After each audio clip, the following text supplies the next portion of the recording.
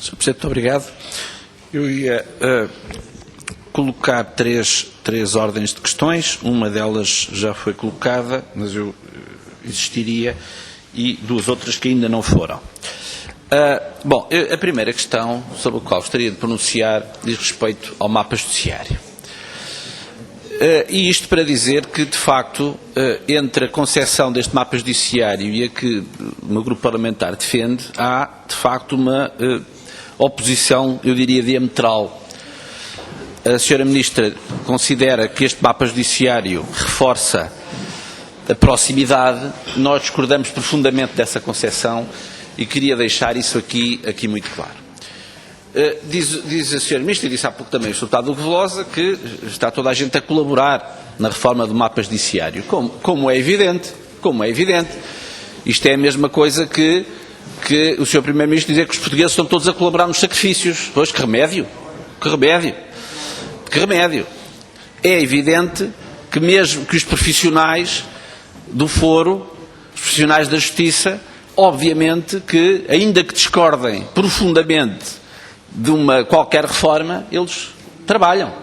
E trabalham empenhadamente para que as coisas corram o melhor possível. E, portanto, isso não é novidade. O que não é aceitável é que a dedicação das pessoas às suas funções seja considerado como uma manifestação de apoio a uma medida do Governo que, obviamente, nós só temos tido conhecimento de manifestações de desaprovação.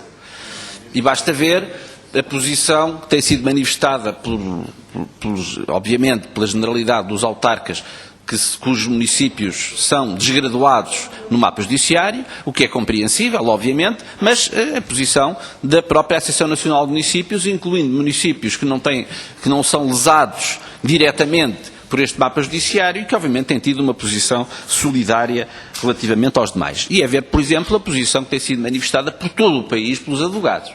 Não me refiro apenas à posição tomada centralmente pela Ordem dos Advogados, através da respectiva bastonária, mas por diversas delegações em várias regiões do país, em que os advogados se manifestam claramente contra este mapa judiciário e, obviamente, da parte de outros operadores, têm sido feitos sucessivos alertas, idealmente por parte do Ministério Público, relativamente às dificuldades que, com os recursos humanos que estão previstos, este mapa judiciário vá pela frente. Mas o que eu queria dizer, relativamente àquilo que nos divide, é que a concepção que a Sra. Ministra aqui exprime, de que a proximidade se garante através de uma especialização feita através das novas comarcas, nós não consideramos que isso corresponda a um esforço de aproximação. Ou seja, os cidadãos de Ferreira do Zezer que deixam de ter o seu tribunal, os cidadãos da Gulgã que deixam de ter o seu tribunal, enfim, podíamos ir por esse país fora, de norte a sul, a Sra. Ministra vai-lhes lá dizer que eles têm a justiça mais próxima. Os advogados que aí nessas localidades garantem o acesso à justiça dos cidadãos que lá vivem. Não podem concordar com uma ideia de que a proximidade é que agora, se quiserem fazer um processo de execução, vão ao entroncamento. Quer dizer, não é proximidade, Sr. Ministro. Isto é a mesma coisa que o Ministério da Saúde querer. Isto era a mesma coisa, era como o Ministro Correia de Campos. Como o Ministro Correia de Campos, quando fechava as maternidades, e quando as crianças de Elvas, como não nasciam muitas crianças em Elvas, fecha-se a maternidade e as crianças vão nascer a Badajoz. E, portanto, aqui como há poucos processos em Ferreira do Zezer, as pessoas vão prever execuções ao entroncamento. E a Sra. Ministra diz que reforça a proximidade. Não reforça. Ou seja, para muitas populações, a justiça vai ficar mais longe e vai ficar mais onerosa, consequentemente vai ficar mais onerosa. E mesmo para os advogados, obviamente que este tipo de proximidade, entre aspas, que creio que objetivamente corresponde a uma concentração, obviamente que facilitará a vida ou será obviamente rendível para os grandes escritórios de advogados que tenham condições para se fazer representar a nível distrital. Agora, para um advogado que em Abrantes ou que em Fornos de Algodres tem o seu escritório e, obviamente, que é um fator de proximidade no acesso à justiça, para esses advogados as coisas vão ficar mais difíceis. E, portanto, do nosso ponto de vista, este mapa judiciário é coerente com a política do Governo de fecho de serviços públicos nos mais diversos domínios. Dos centros de saúde, do fecho de extensões de centros de saúde, a concentração de freguesias. Bom, e o argumento é sempre o mesmo. E do nosso ponto de vista não é um argumento válido. Não é um argumento válido. O que se está aqui a reforçar é a litoralização do país, é a desertificação do interior. E este mapa judiciário, do nosso ponto de vista, vai exatamente nesse sentido. É pena a maioria não aceitou que se realizassem aqui audições de várias entidades sobre esta matéria, nem a sua. A Sra. Ministra está aqui hoje, enfim, há uma audição regimental obrigatória, porque a sua audição foi rejeitada no pacote de rejeições dos partidos da maioria. É pena que não tenha podido haver aqui, nesta Assembleia, uma audição de viva voz das várias entidades que por todo o país têm manifestado contra a reforma deste mapa judiciário. Nós não rejeitamos a ideia da especialização, de se poder avançar nesse sentido. Agora achamos é que ela não deve ser feita prejudicando o acesso de muitos cidadãos à justiça, e é isso que está presente neste mapa judiciário. Aliás, nas propostas que apresentámos e que estão pendentes para votação nesta Comissão, nós não propomos a eliminação dos tribunais especializados que são propostos. O que achamos é que pelo menos numa primeira fase, a sua área de jurisdição territorial devia ser mais restrita, por forma a não prejudicar o acesso à justiça de muitos cidadãos que assim se veem mais longe dos tribunais para a efetivação dos seus direitos. A segunda questão, as duas outras ordens de questões que queria colocar. Primeira, o sistema prisional. Sr. Ministro, nós temos uma população prisional com 14, creio que estará em 14.400, se não estou em erro, mas está na casa dos 400.000, dos 14.000 reclusos em 49 estabelecimentos prisionais, e temos pouco mais de 4.000 guardas prisionais. Se nós pensarmos na exigência das funções dos guardas prisionais, não apenas as funções que têm de desempenhar dentro das prisões, e se pensarmos no facto, obviamente, que os reclusos estão reclusos 24 horas, mas os guardas não podem estar ao serviço ininterruptamente, têm a sua vida. Se pensarmos que desempenham imensas funções fora das prisões, designadamente de transporte de presos para múltiplas diligências judiciais, nós ficamos com a ideia da manifesta exiguidade do número de efetivos da Guarda Prisional. Eu creio que isso é um dado objetivo. O que se traduz, obviamente, numa penosidade acrescida para todos eles, mas eu creio que aquilo que também nos interessa aqui fundamentalmente são as condições de segurança das próprias prisões com um número tão exíguo de guardas prisionais. Eu diria, felizmente, que os problemas que têm existido não têm sido muito graves, mas creio que nós não estamos livres de um dia temos um problema. E, portanto, eu creio que a Sra. Ministra se devia pronunciar sobre isto.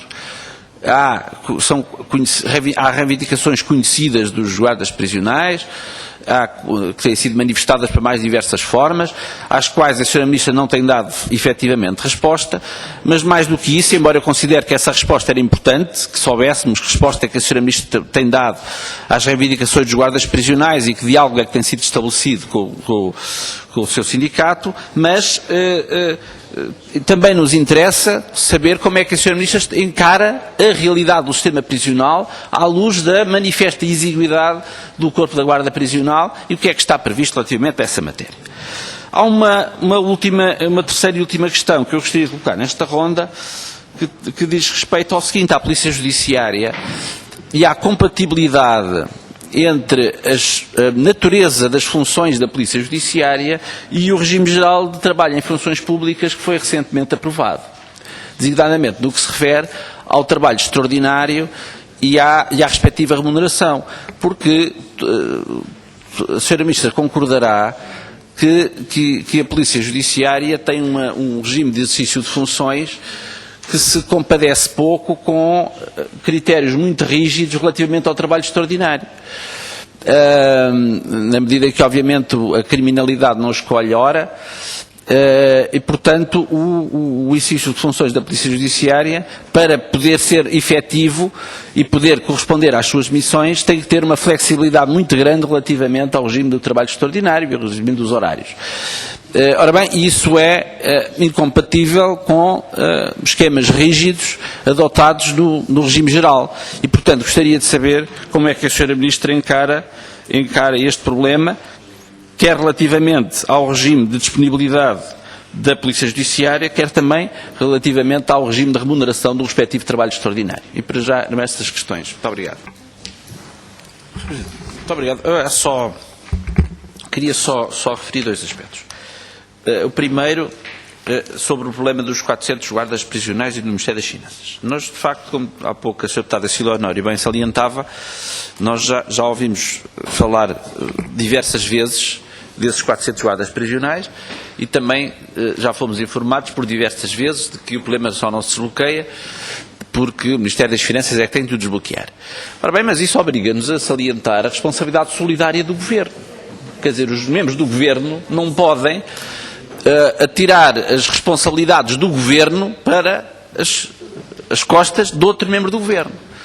Ou seja, e portanto, este Governo, seja através de quem for, seja por responsabilidade do Primeiro-Ministro, da Ministra das Finanças ou da Ministra da Justiça, ou seja, de quem for, não desbloqueia os procedimentos necessários ou o financiamento necessário, o que se quiser, para que o sistema prisional possa mitigar uma solução que é gravíssima relativamente à falta de efetivos.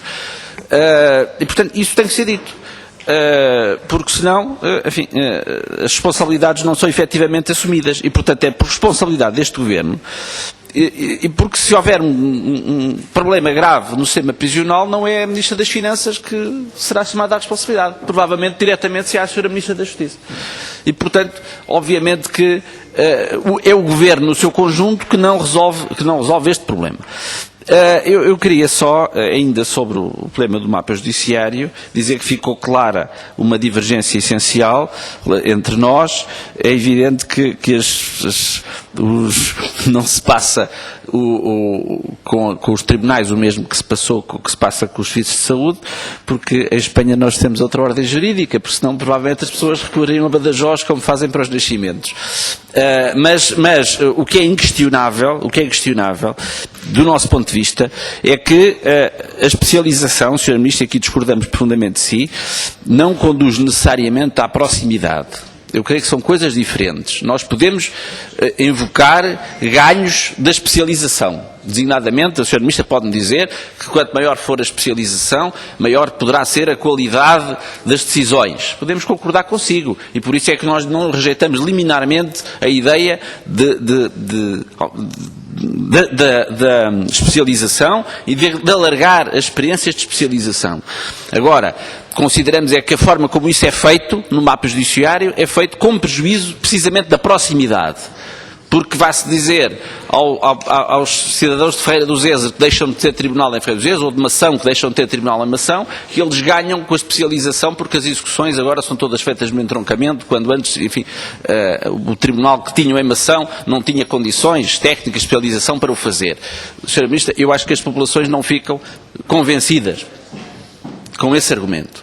Depois a Sra. Ministra também referiu relativamente ao exercício da advocacia, que obviamente é uma profissão que conhece bem, obviamente muito melhor do que eu, que não passei de advogado estagiário porque enverdei por outros caminhos, mas nós temos testemunhos, de facto, de advogados do interior do país, e isso temos imensos testemunhos disso, de que consideram que esta reforma também os prejudica, profissionalmente, mas fundamentalmente o que está fundamentalmente a causa nem é isso. São as populações daquela zona que